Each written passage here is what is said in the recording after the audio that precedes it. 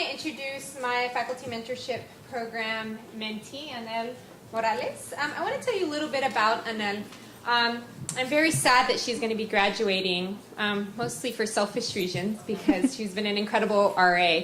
I want to tell you a little bit about her specific interests in the couple minutes that I have. She's a sociology major with an LALS minor, and she has spent a lot of her time concentrating not only in her scholarship, but also her work in the community. She's done an internship with the Santa Cruz County Immigration Project, and that wasn't enough for her, so she went on to do an internship with the California Rural Legal Assistance organization this year.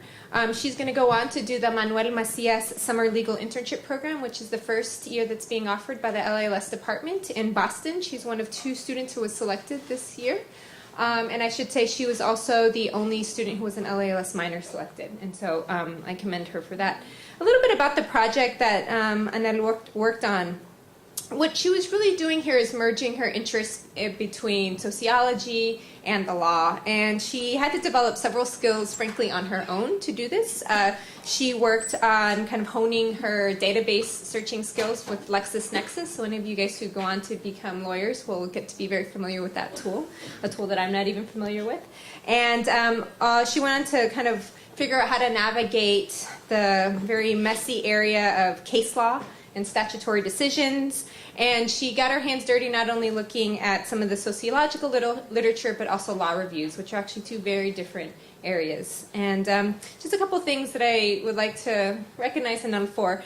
She was incredibly organized and self-directed during this process, which I really appreciate, and brought a lot of attention to detail, which I think reflects her potential for becoming a great legal scholar and lawyer one day. So I hope that you gain something from this process as much as I did, and I look forward to your presentation.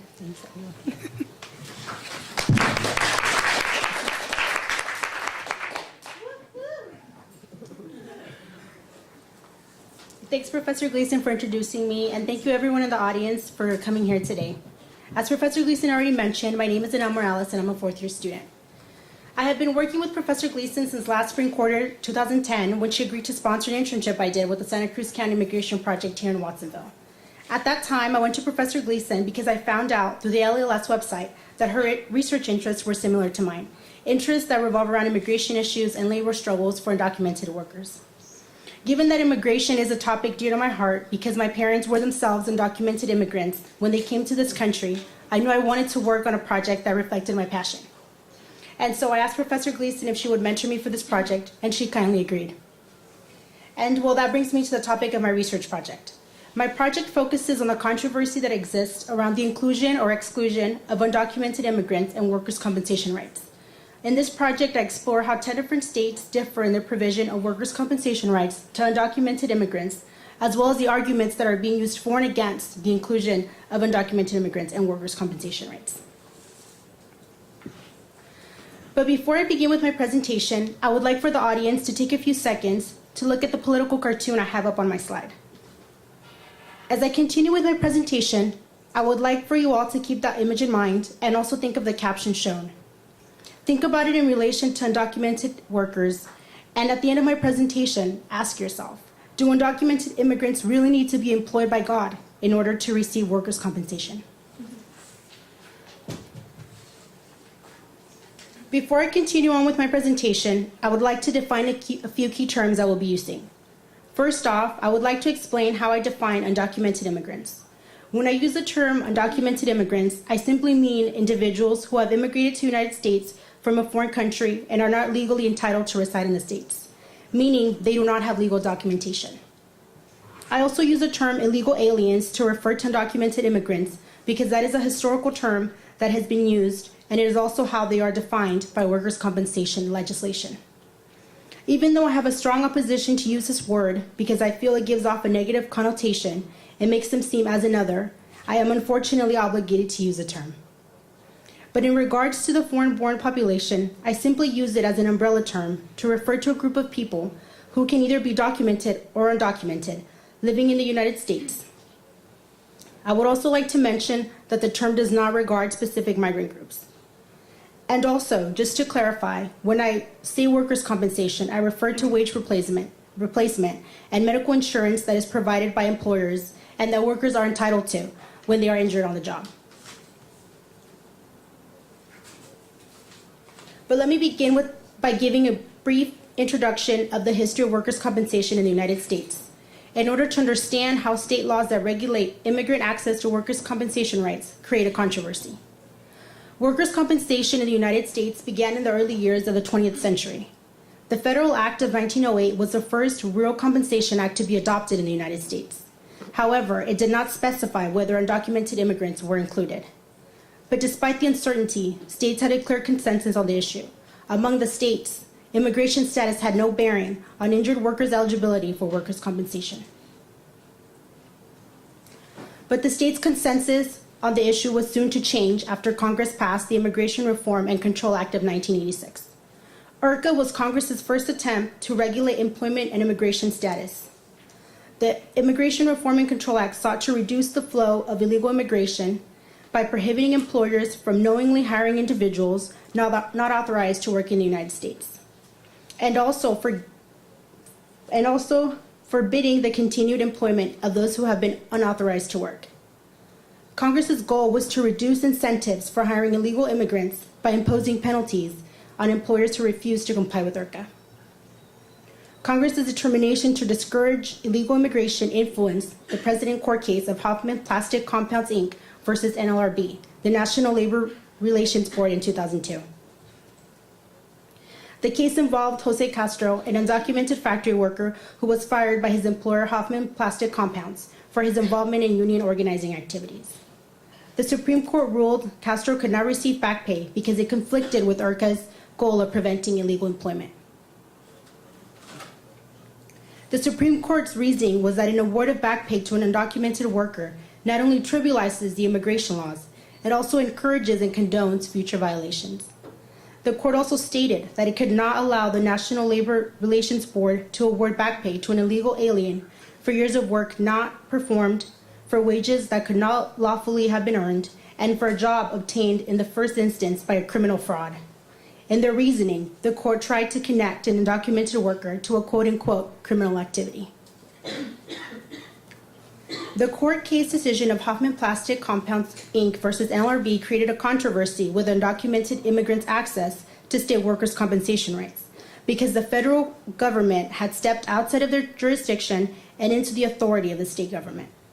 As a result, employers took Hoffman's decision as a green light to contend that undocumented workers are without a range of state and federal workplace rights, including the right to receive workers' comp after suffering a job-related injury.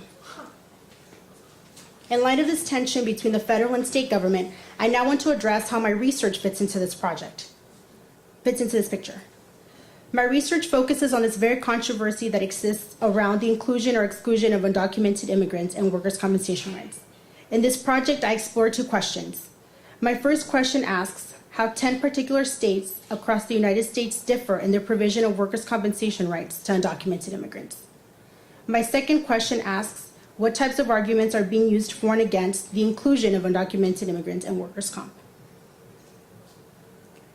The method I used to gather my data consisted of archival research. I analyzed workers' compensation labor law for 10 different states.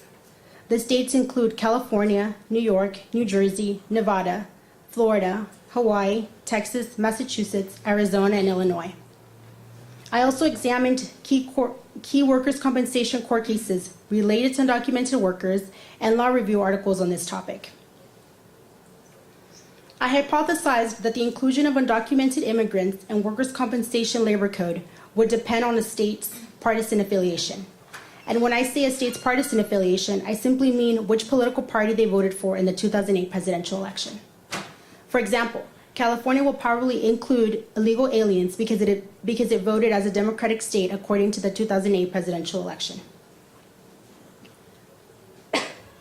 But before I explain my findings, I would like you all to take a few seconds to look at this table in order to get a better sense of the number of undocumented immigrants that live in each of the 10 states. I would like you to also pay attention to the top 5 states that have higher number of undocumented immigrants and keep those states in mind. As you look at those states, you might want to ask yourself if those states will in fact include undocumented immigrants because they have such high numbers. And with that in mind, here are my findings. Surprisingly, 3 of those states include undocumented immigrants in their workers' compensation legislation, and 2 of those states do not, New Jersey and New York. Another state that also does not include undocumented immigrants is the state of Hawaii. And it's also interesting to note that Illinois has an ambiguous use of the word illegal alien. By that I mean that its workers' compensation legislation did not explicitly state whether illegal and legal aliens were entitled to workers' compensation benefits. But I would also like to bring your attention to Texas and Arizona. It is interesting to see that even though they are considered Republican states according to the 2008 presidential election, they still include illegal aliens in their workers' compensation legislation.